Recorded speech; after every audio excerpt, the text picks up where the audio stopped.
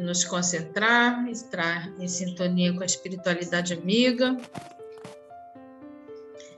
Pai de infinita bondade e misericórdia, mais uma vez nos encontramos aqui para acolher todo o ensinamento, todos os bons fluidos, os bons conselhos, as reflexões que hoje, inspirando a nossa irmã Leila, tu vai, ó Pai, trazer para nós.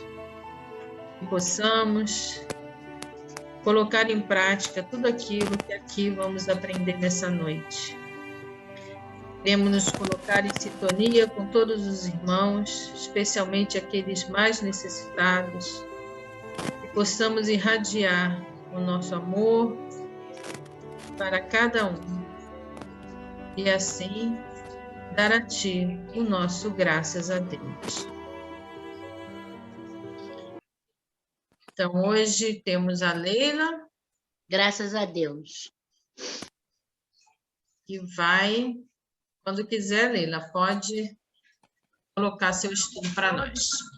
Boa noite a todos. Tem alguns que entraram aí depois, eu não falei, né?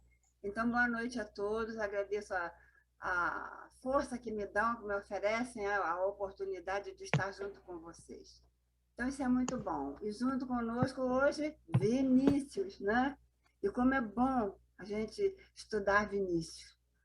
Hoje vai ser uma locução latina que nós vamos começar, né? E diz assim, surge et ambula. E traduzindo para nós, diz assim, ergue-te e anda. Bom, nós vamos ver o que ele nos traz. Ele começa assim.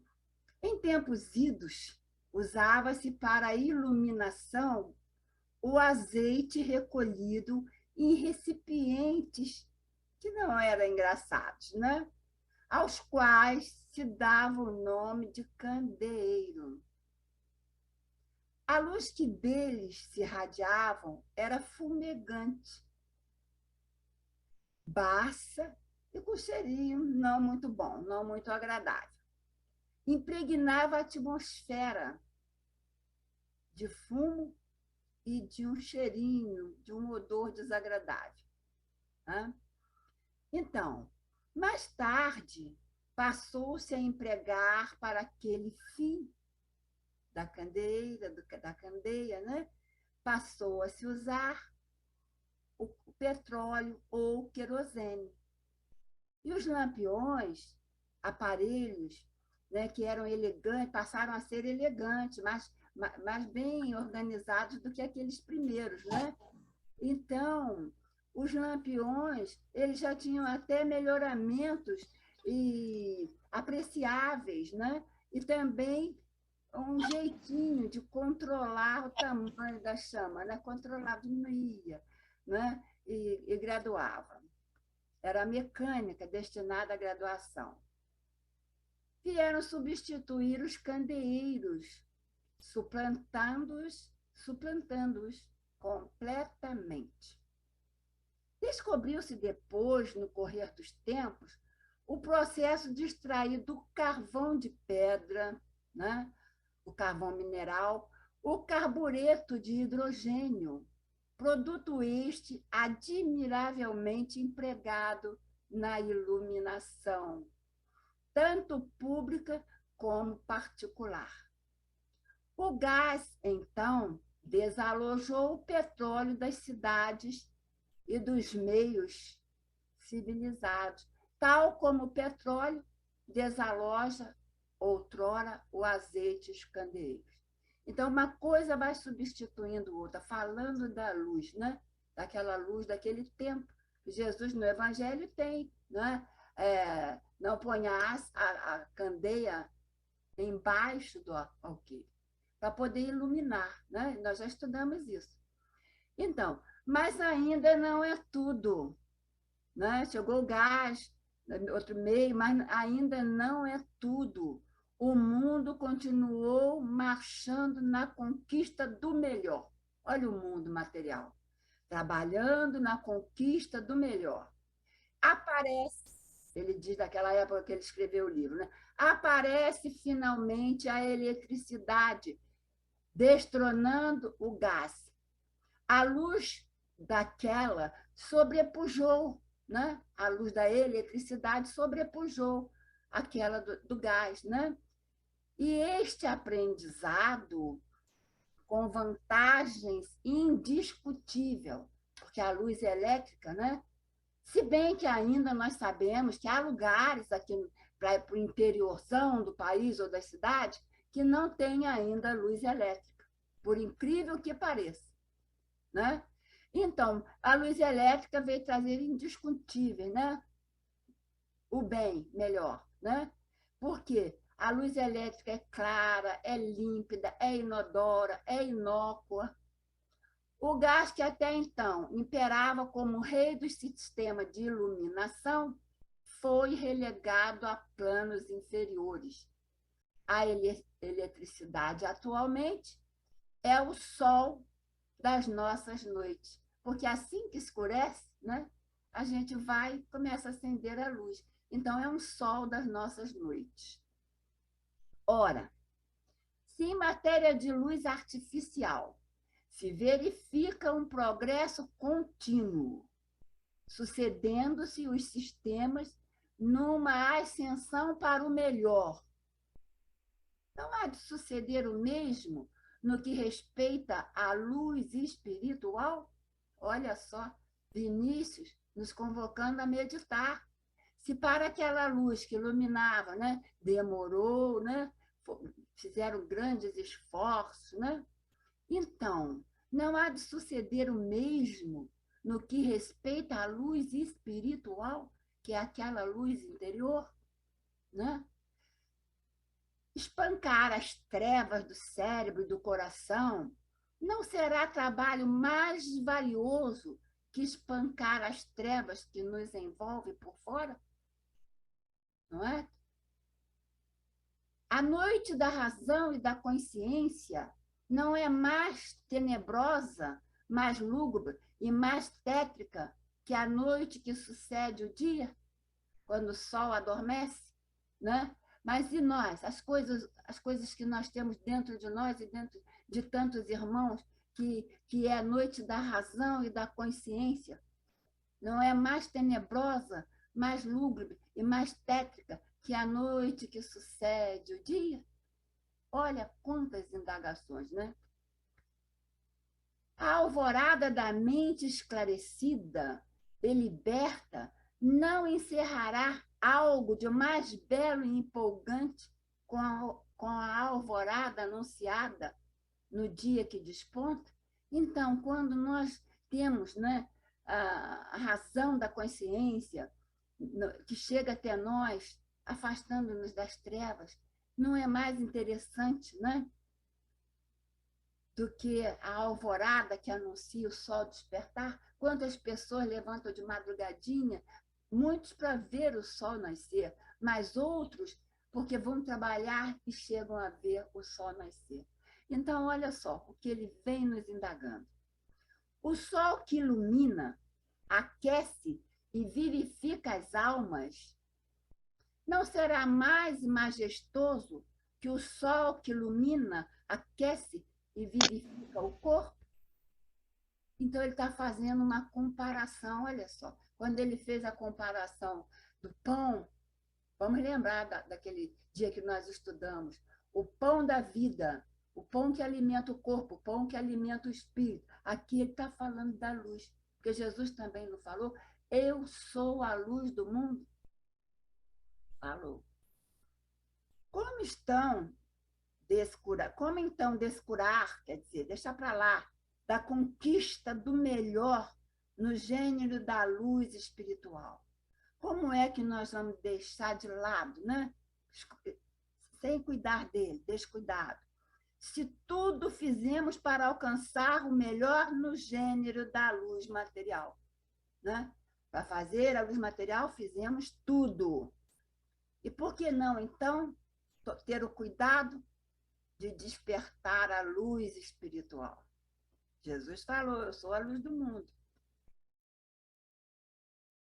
Se deixamos o azeite pelo petróleo, o petróleo pelo gás e o gás pela eletricidade, por que não? Porque então não fazer o mesmo com relação aos velhos e carcomidos dogmas que herdamos de nossos antepassados? Se nós formos lá no fundinho, ou nós mesmos, né, lá naquela época, o que a gente fazia naquela época, né? Então, temos que abandonar, porque quando chegou Moisés com os 10 mandamentos, ele trouxe um Deus único. Antes de Moisés, milênios, né? Porque Moisés já está milênios à nossa distância. Mas ele veio trazer o Deus único. Né? Ele fez as leis dos homens e a lei de Deus ele fez nos 10 mandamentos. Né? Então, nós não podemos esquecer aquele lado que estava antes do Deus único, em que se fazia matança de animal, né? Os cordeiros, que eram vendidos lá nos templos, né? As pessoas, e quantas vezes enganavam. Eles recebiam o dinheiro das pessoas, diziam que iam sacrificar o cordeiro, mas não fazia. Aí foi quando Jesus fez, né? Expulsou, usou da sua energia para expulsar os vendilhões do templo. Então, nós temos que abandonar cada vez mais aquele passado quando ele é mais dificultoso, mais escuro, mais tenebroso. Se nos desapegamos dos candeeiros sem saudade, né? Ou a gente vai querer agora trocar a luz elétrica tão fácil, né? Por exemplo, eu estou com uma aqui, vou apagar, vou acender, tão rapidinho, né? Como um pensamento é imediato. Então, se nós nos desapegamos dos candeeiros sem que saudade nos deixasse, aqueles daquela época, né? Por que não nos desprendemos também das superstições, dos falsos credos e da falsa fé? Não é? Por quê? Olha como Vinícius, né? Ele chega para tocar devagarinho e vem mais aqui. Se o problema da iluminação exterior mereceu da parte do homem tanto esforço de inteligência e de raciocínio, quanto tempo se passou até chegar à eletricidade, né? Então, como então desprezar o magno problema da iluminação interior? Faça brilhar a vossa luz, né? Se tratamos de nos precatar contra as sombras da noite, antes que ela nos envolva, como nos deixarmos ficar às escuras, mergulhados nas trevas densas da noite moral? Olha só, a noite moral, que nós ainda não sabemos ainda, né? Vamos ver o que Vinícius vai trazer para nós. E que a noite moral cobre a terra, como negro sudário, quem o contesta? Olha só, o que a noite moral cobre a terra, com negro sudário, quem o contesta? Que a humanidade tateia na tenebrosa escuridão da ignorância, do vício, do crime, quem ousará negá-lo? Nós estamos vendo aí, quem sabe nós também temos algum vício, né? Alguma ignorância ainda, nós não conhecemos tudo. Conhecereis a verdade vos libertará. Nós já estamos libertos? Ainda não. Por que fazer tudo pela luz que perece e nada, ou quase nada, pela luz que permanece? Qual é a luz que permanece? É a nossa luz interior. Volvamos, portanto, nossas atenções para a luz espiritual. Busquemo-la com o interesse de quem tem fome e sede de verdade e de justiça. Fome e sede de verdade e de justiça, e seremos saciados. Desvencilhemo-nos dos dogmas arcaicos, dos preconceitos, da crendice parva, das atitudes dúbias e hipócritas, das mentiras convencionais. né? E procuraremos obter uma luz cada vez mais intensa, cada vez mais bela, cada vez mais brilhante, para iluminar os arcanos recônditos do nosso eu. Olha aí, a luz que vai iluminar os arcanos recônditos do nosso eu. Chamou atenção? Fez meditar em cada questão dessa? Fez. Aí eu fui buscar em Leon Denis. Busquei em alguns livros, mas em Leon Denis, que ele vai falar da evolução e finalidade da alma. No livro, O Problema do Ser, do Destino e da Dor. E ele diz assim, a alma vem de Deus e é em nós o princípio da inteligência e da vida. A alma é ânima, é que anima a nossa vida e a vida de todos os seres vivos. É a alma. Aí fala, a alma vem da mônada. A mônada é uma força que distribui energia para todas as almas, que dá ânimo. E a alma foi criada por amor, para amar. A alma foi criada por amor para amar. Simples assim. Quando nós chegamos, descemos a terra, a alma desceu à terra e pegou um corpo, lá nos primórdios. Ali foi criada para amar, né? Por amor e para amar. Simples. Nós fomos criados simples e ignorantes, mas tendo a força da alma que anima, né? E veja bem, e essa força que anima, que veio da mônada, que formou a alma, o ânimo da nossa vida, então, se é pequeno, foi pequenininha lá naquele momento, né? Simples, mas tão grande se tornará com o impulso de cada pensamento, do nosso pensamento. Olha só, o pensamento lá era pequenininho, mas ele também vai evoluindo, vai crescendo, vai aumentando e vai fazendo crescer a nossa alma, que é ânima, é luz. Né? E aqui ele diz assim, a alma contém, no estado virtual, todos os germes, quer dizer, no estado de vida, todos os germes dos seus desenvolvimentos futuros. Olha que maravilha isso. Nós já temos em nós todo o futuro, tudo. Por isso que Jesus falou, vós sois deuses. E muitos não acreditamos até hoje, porque não acreditamos em nós. Tá? Então, aqui diz isso aí. Todos os germes dos seus desenvolvimentos futuros. Né? E aonde está? Na aquisição, quando nós vamos adquirindo, né? Adquirindo conhecimento, entendimento, assimilar todos os elementos da sabedoria, da santidade e do gênio. Nós podemos. Nós podemos sim. Né? Então, Leon Denis tem muita coisa, né? Mas eu só copiei isso.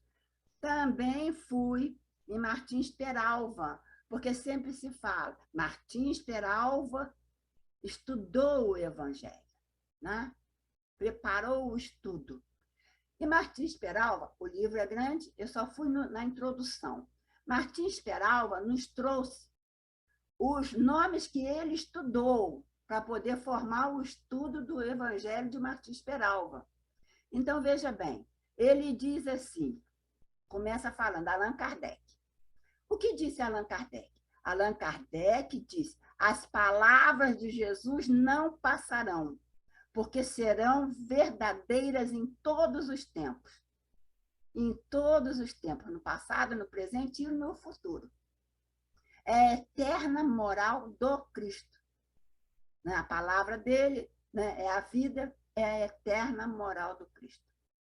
Depois ele também tocou um pouquinho em Leon Denis e acrescentou, ainda hoje, Leon Denis disse, ainda hoje e sempre, Jesus preside os destinos do globo, da nossa terra querida.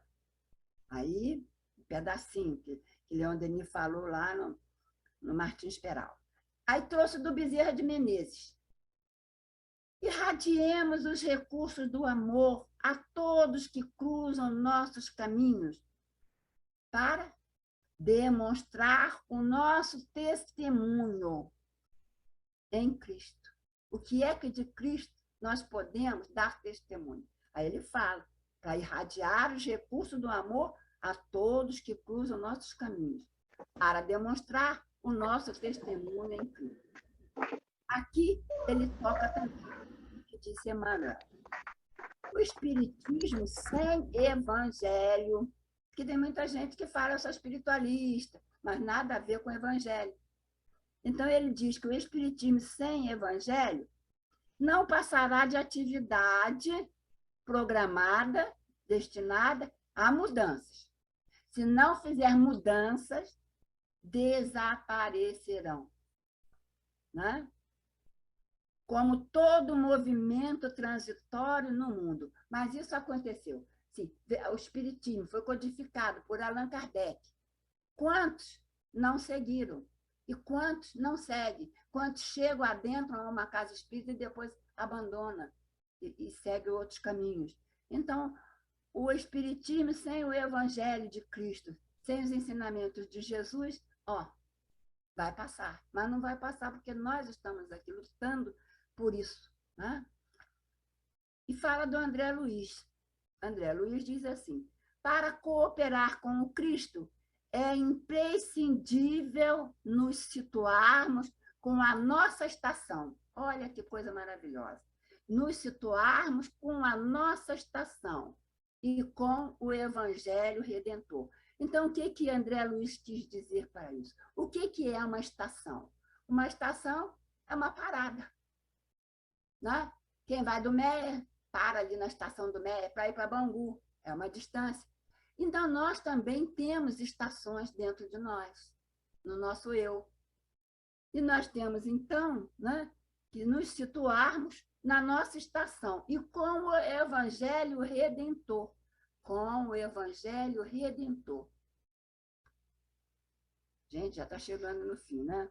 Bom, e aí eu fui no Consolador, uma perguntinha só, vai ser rápida. O Consolador é Emmanuel, né? E na questão 232, ele faz a segunda pergunta.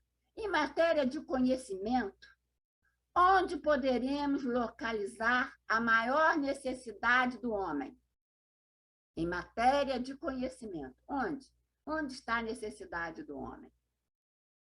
Como nos tempos mais recuados das civilizações mortas, temos que reafirmar que a maior necessidade da criatura humana ainda é do conhecimento de si mesma. Olha só, da nossa estação, um estado em ação. Né? A gente está estacionado numa estação, mas nós vamos para outro lugar. Né? Então, aqui ele fala que a maior necessidade da criatura humana ainda é do conhecimento de si mesma. É aquele mergulho lá dentro, para nós observarmos qual estação nós estamos parados. Onde nós estamos. Aí tem um livro, não vou ler o livro todo não, só vou fazer assim, ó. Esse livro, tá vendo? Tem uma porção de janelas abertas e tem uma luz lá no fundo. São as janelas da alma que nós temos que abrir. E esse livro é de Divaldo, pelo espírito de Joana de Ângelo. Autodescobrimento, olha aí, aquela viagem que nós temos que ver a nossa estação. Como estamos? Qual é o nosso estado? Né? Descobrimento, autodescobrimento, uma busca para o interior, do interior. Então, eu só vou ler um pedacinhozinho, porque é muito grande, né? Até o primeiro texto. Então, aqui diz assim, a experiência do autodescobrimento faculta a identificar os limites e as dependências, as aspirações verdadeiras e as falsas, os embutes do ego ou as imposturas da ilusão. Então, o autodescobrimento, a gente entrar na nossa estação, no estado que estamos, vai nos facultar isso. Nós vamos descobrir os defeitos que nós temos, né? Vamos descobrir, né, as faltas, os limites, qual é o nosso limite, qual as dependências, as aspirações verdadeiras e as falsas, os embutes do ego e as imposturas da ilusão. Está aqui, ó, nesse livro. Autodescobrimento. Então, meus irmãos, vou voltar lá no Levanta e Anda. Surge e te ambula. Surge e te ambula. Não foi por acaso que Vinícius trouxe esse texto. Não, acaso não existe. Então, ele trouxe esse texto e aqui fala, nesse texto, surge, ergue-te e levanta e anda. Ele vai falar da cura do paralítico. Quem é que não lembra que Jesus, das curas de Jesus, e lembra que ele curou um paralítico? Ele curou fisicamente o paralítico e disse para ele: levanta e anda. Então, quem sabe nós precisamos levantar e andar o nosso espírito, sair da estação que estamos para caminhar por uma estação de mais conhecimento, de mais luz. É aí que vem todo o ensinamento. Todo o ensinamento. Levanta-te e anda. Ergue-te e anda. Ele curou o paralítico. E quantas coisas ele usou, quantas locuções, né? Ele usou. Vai, não peques mais. Quem te condena? Sempre ele fez uma pergunta para nós, igual que Vinícius fez aqui. E nós temos tantos livros, tantas coisas, para nos ajudar a levantar nosso espírito, que ele ainda está um pouquinho paralisado. Vamos, amigos. Então, eu vou... Cadê a prece que eu vou fazer? Não estou achando. Mas eu vou fazer a prece para encerrar. Acho que vai dar tempo, né, de alguém falar alguma coisinha. Então, a prece dizia assim: nós pedimos a Deus, ó Deus, nosso Pai querido, nosso amor de vida, que nos deu o amor, que nos deu a vida. Ó Deus, ajuda-nos a entender como estamos, o que precisamos, como vamos ter que agir depois do conhecimento, como vamos ter que fazer para brilhar a nossa luz.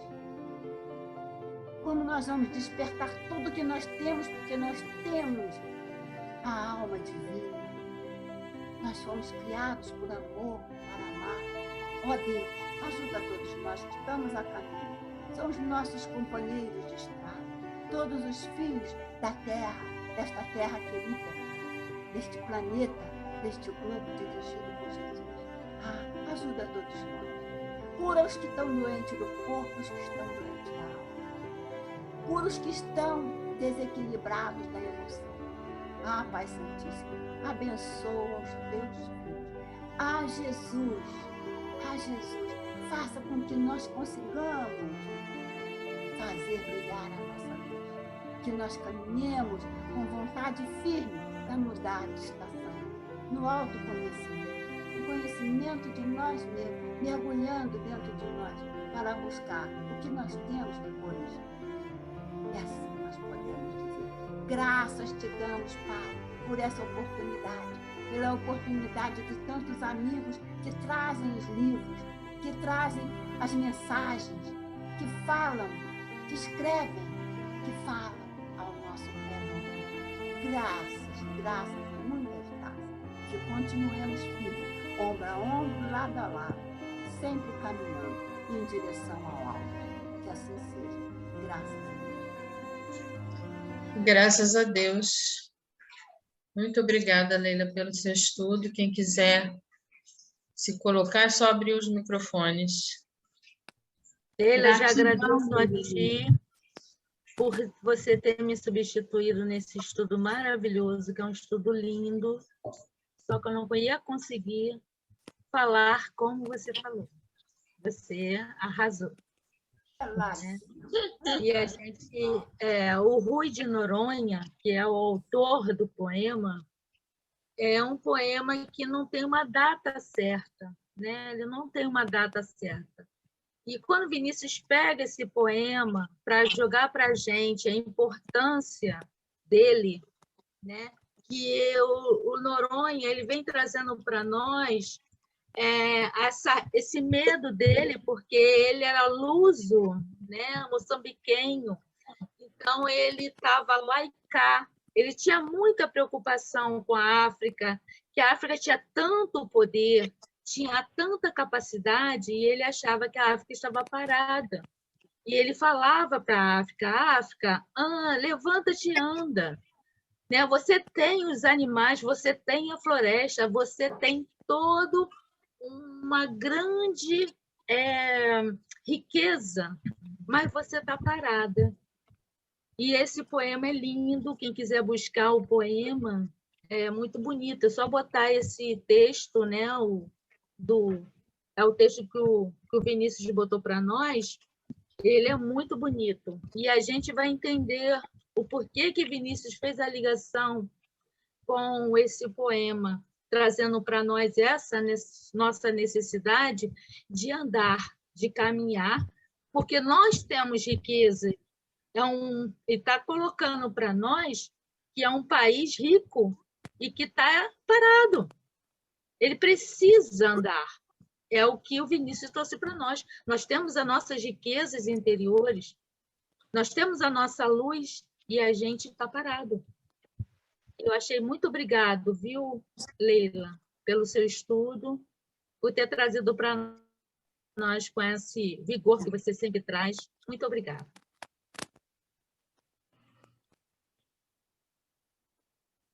Vinícius sempre muito sábio, né?